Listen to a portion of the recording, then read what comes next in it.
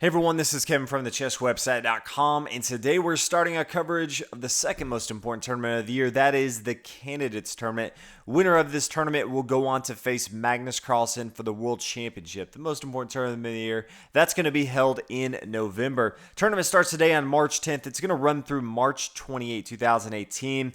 There are 14 rounds, so a lot of chess to be played, 8 competitors, and each of those competitors will play their opponent twice. One is the white pieces, one is the black pieces. If you're not familiar with how players qualified for this tournament, there's quite a few ways to go about doing that. One is, if you lost in the last World Championship, you're automatically in. So that's why we have Sergei Karyakin. He is in the tournament. He's the 13th ranked player in the world. We also have the top 2 players from the Chess World Cup in 2017. That's Levan Aronian, 5th ranked player in the world, and Ding Lian, the 11th ranked player in the world. Then we have the top 2 finishers in the Grand Prix. We've been covering that tournament for the past couple years. And we have Shakir Mamadidov. He's the 2nd ranked player in the world, and Alexander Grishik, the 12th ranked player in the world. They both qualified from the Grand Prix. Then we have the top 2 players as far as rating who played in the World Cup and the Grand Prix that didn't already qualify. That is Fabiano Caruana, 8th ranked player in the world, and Wesley, the 4th ranked player in the world. And then lastly, the 8th player is a wild card given out, and this year was given to Vladimir Kramnik. He's the 3rd ranked player in the world. So definitely have some strong competitors. We have Sergei Karyakin, who took Magnus Carlsen the distance before at the very end losing to Magnus Carlsen, but very strong competitor. He won this Candidates tournament last time out 2 years ago. And then we have the 2nd, 3rd, 4th, 5th ranked player in the world. So expecting some fireworks in this tournament.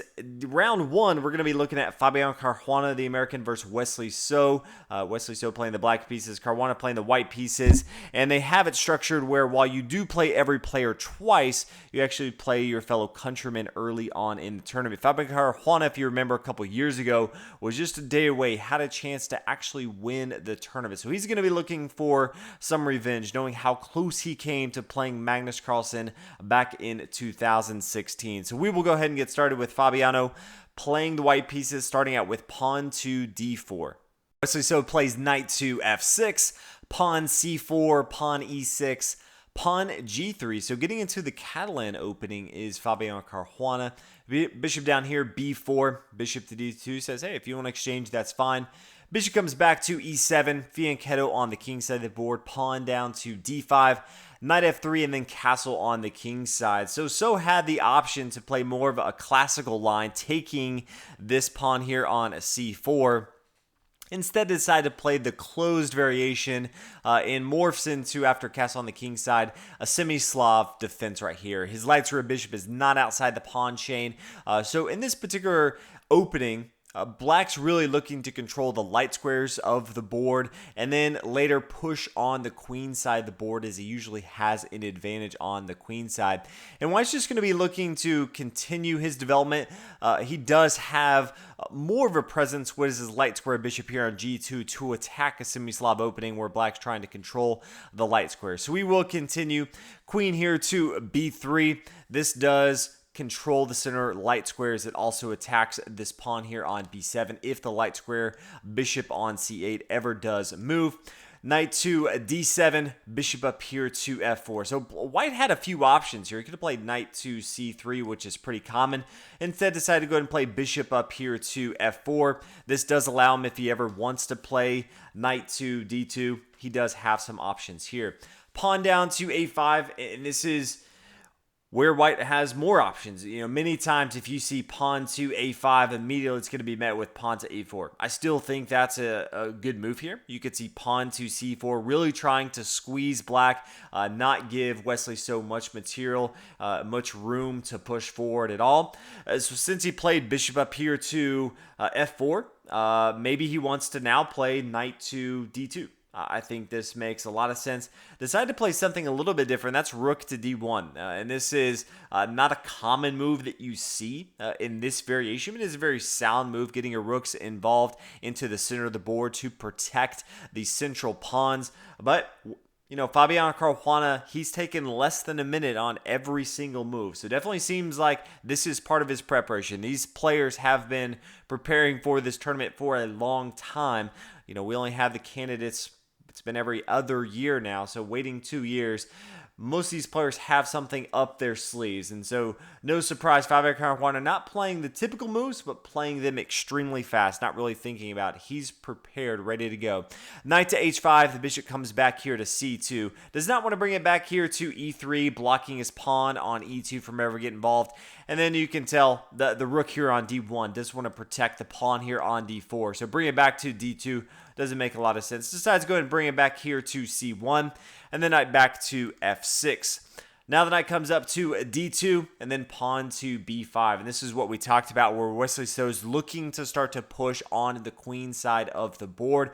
He starts to get a sense from Fabiano Caruana's bishop back here on c1 is sort of blocked, not really doing too much. And so he figures this is the best opportunity that he has to start to push on the queen side, have some sort of attack as black. Fabiano pushes forward with pawn to c5, wants to make sure that no additional material, this knight or this bishop, can get involved into the game. So plays pawn to b4 and then queen to c2. And this is the first move where Fabiano took more than a minute. It took 16 minutes trying to make sure that he got this right, but it seems like Wesley So has gotten him out of his preparation, and now they're really just playing chess. We do see Wesley So, if we come back a few moves, when he played the pawn to b5, that was when he took 17 minutes. You could really tell that he was trying to analyze the position, was not prepared exactly for where they were on the board. So after queen to c2, I get into what I would consider the middle game, as both players out of preparation, we're out of opening lines. Now it just comes to, okay, how does your setup work against what your opponent is trying to do? Pawn to a4, Wesley So continues to push on the queen side of the board. Rook to e1, getting ready to push this e-pawn in the center. Pawn to e5, and this is really the most aggressive line that Wesley So could take here. As far as, where could he go from here? He could get his queen involved, queen to a5. Could just play more safe, queen to c7. If he wants to get his bishop involved, bishop to b7. While, it's not doing anything right now, it does protect these light squares instead of the board. Later on, once some of these come off the board, this light square could do a lot of damage. Could see rook to a5. Many times, if you're not exactly sure what to do, you'll play a safe move. What I like to look at is pawn to h6. You can't really mess things up too bad here. This does stop the knight coming up here to g5, and just kind of waits to see what your opponent's doing. Doesn't put yourself in a tough situation at all. But Wesley So looked at this and said, yeah, I found a good line. I'm going to go ahead and blow up the center of the board. He's already pushing on the queen side, so he has some threats over there. Now he decides, okay, I don't want my opponent to really control with these two pawns on the dark squares, so I'm going to try to change the game here and play pawn to e5. Knight takes here, pawn takes. You may say, okay, gave up a pawn here, but the knight to d7 is the move that Wesley So found. It allows him to really counterattack, and he's going to have a pretty good control of the center of the board with his pawn. So he's attacking both of these pawns, and then it really comes down to how Fabiano wants to defend. Decides to go and play knight to f3. Protecting this pawn here on e5. That's completely okay with Wesley So. Plays bishop down here to c5. Gets that pawn back immaterial. Now he has a pretty active position. This bishop's also defended by the knight on d7. So the queen's not going to be able to attack that.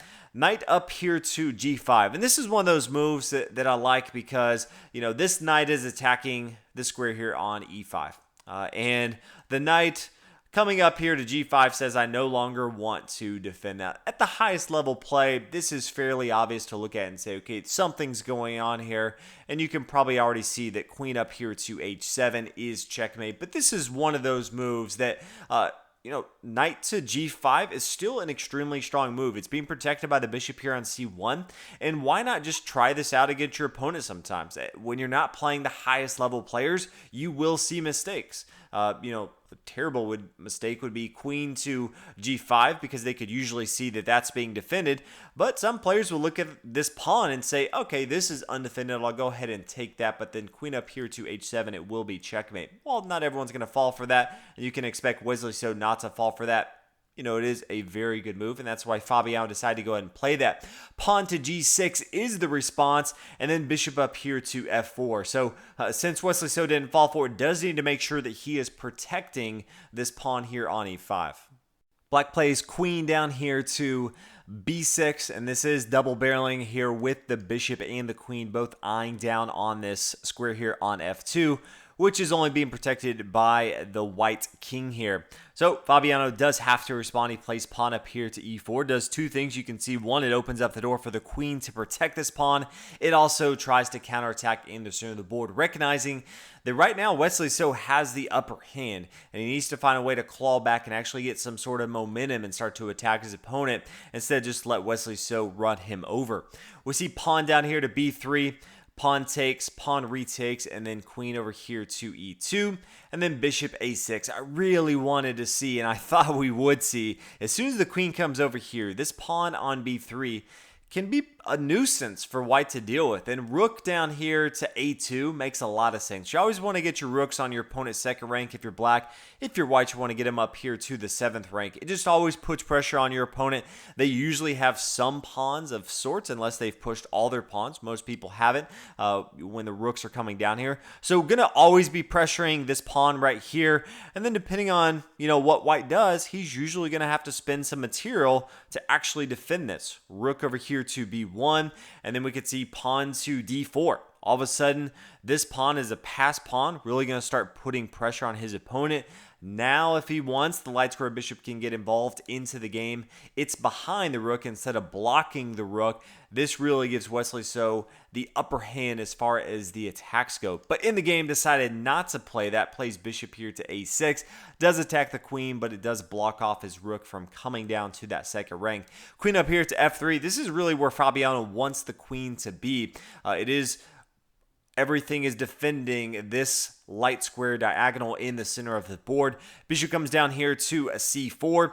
Rook takes, and then pawn pushes forward on e6. And you can tell, even from this position, it looks like Fabiano now has the aggression. He's the one pushing his pawns onto difficult territory for Wesley So to deal with, and you no longer have to worry about a passed pawn from Wesley So or any huge threat right now. That could change, but right now Fabiano's done a good job of seeing that bishop to a6, getting his queen to the right spot, and then attacking as needed.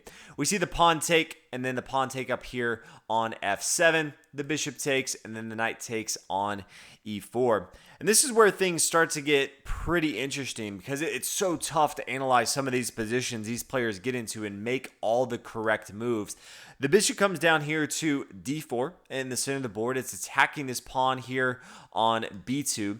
But then knight up here to d6 is so tough to deal with, and there's so many things that it does. One of the things is it opens up for this rook to get involved into the game. It also is being defended by this bishop here on f4, but there's a lot of critical squares that this knight on d6 is blocking.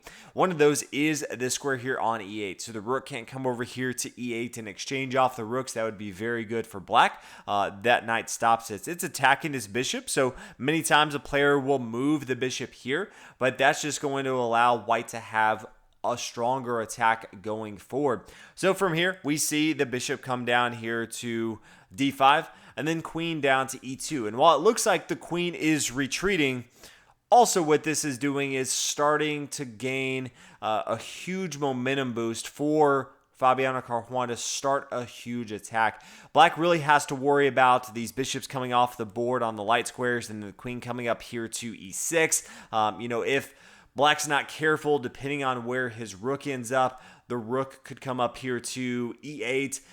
This dark square bishop could come over here to h6, and this rook could get involved into the game, start to attack his opponent's king. So this is a very tough position for Wesley So to play out of. We can look at a few options of how black could continue. We talked about if the bishop comes down here to g2 and takes. Okay, queen up here, e6, check. This is going to end in a mate. King to h8.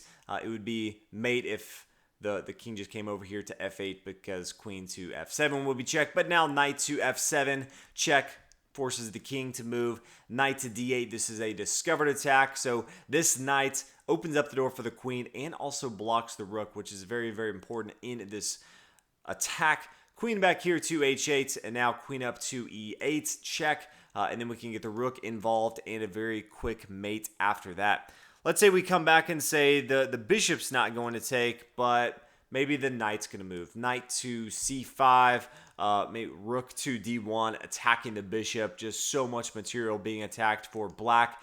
Queen down here to b4. This does defend this material and still keeps that queen in the center of the action. Bishop takes on d5, pawn takes, and then queen up here to e7. Now, let's say the bishop takes on b2. There's just no way to stop all of the threats that are going on. Bishop here to h6, and this is just preparing so many different threats. We have queen to f7. That's going to be extremely bad for black. As you can see, queen over here to g7. If the bishop can come off the board is another threat that we have, as well as the knights getting involved in the game as well. So this would be a very easy game for Fabiano Caruana. In the game, we see Wesley so not play any of those. He decided to play knight to f8. And while, he would really like to be in the center of the board, he's in full defense mode right now. He knows it, and he's just trying to hold on as much as possible. Fabiano continues. Bishop takes on d5. The pawn recaptures, and then queen to f3. And this does a couple things. The first thing is it activates this rook to get involved into the game. So it's going to be very easy. For the next few moves, rook to come up here. Also, the queen attacks this pawn here on d5. As soon as Fabiano can take this pawn, check the opponent's king, and start a strong attack, it's pretty much going to be game over from there. We see the queen come down here to a5. This is attacking the rook here on e1, which you always want to defend and attack at the same time. That's exactly what this does. Defends the square here on d5 and attacks this rook here on e1. So the rook comes up to e7, and from here, Wesley so decides to go ahead and resign. There's just no way to hold on to this. If he were to, from here, play rook to a7, try to attack, okay, bishop here to h6. This opens up the door for the queen to come over here to f8 and take and mate. That's going to be bad. If he doesn't play that, let's say, this knight clearly is just going to get gobbled up from the bishop coming to h6. So if he were to play knight to e6. Okay, well, now we have bishop down here to e3. And as you guys are probably aware by now, this bishop to e3 doesn't really care about this bishop on a d4. It's just opening up for the queen to get involved into the game. And so we see, okay, sure, queen down here to a1, king to g2, rook to f8. And then here's that dagger move of rook to e8. It says, yes, you can attack my queen. That's fine, but I'm going to make your life very difficult. So queen could come up here to a7. I recognize some of the moves could be different, but showing you some of the situations. People always ask, oh, yes, someone's resigned. Why did they resign? How could the game continue? This is one variation that could go down. Rook takes on f8. The knight takes, and then queen up here to d5. This is the dagger move where, once the queen is in the center, starting to attack, there's just not much that can go well for black from here. So start gobbling up material here. Knight down here to f5. The pawn can't take. If the pawn takes, it's going to be a quick mate from here. Checkmate. If the pawn doesn't take, then the king could just come back. Then we see bishop to h6, and then just going to have to lose more material. At the end of the day, black's going to end up losing. So Wesley so decides to resign, and Fabiano Caruana wins the game, getting out the gate strong. So congratulations to him. We do have so much more chess, 13 more rounds for all of these players. So Wesley so definitely not out of it. Starting in the Candace tournament against some of the best players in the world playing the black pieces. Sometimes that's just how it goes. So he's going to look to regroup tomorrow. But hope you guys are excited about the Candace tournament. We have so much good chess. Excited to bring you as much coverage as possible. But thanks for watching, and I'll see you guys in round 2.